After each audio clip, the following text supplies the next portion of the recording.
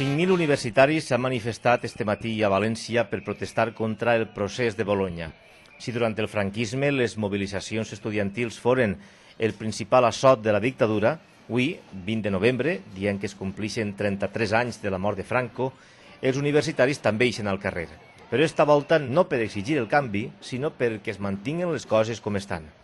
Els estudiants s'oposen al nou pla d'educació superior per a les universitats públiques, es queixen que no s'ha consensuat amb la comunitat estudiantil y afirmen que fomentará una enseñanza elitista y mercantilista. El discurso del proceso de Bolonia es el de la equiparación de títulos, es el de la movilidad por Europa, pero esconde una homogenización de conocimientos y también esconde, digamos que, una redacción de planes de estudio que responden más a criterios empresariales que al criterio académico de la universidad. Lo que buscamos es participar en el proceso y poder decir qué quieren los estudiantes. Queremos un poco que se nos escuche y que la gente sepa de qué va el proceso y què se pide.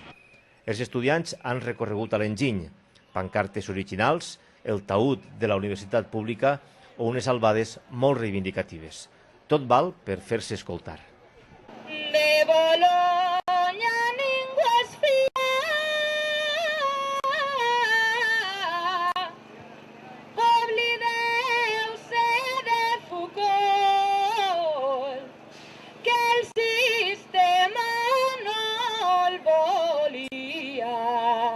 En Bolonya el català a les aules no apareix, a les aules no apareix. Tots l'hauríem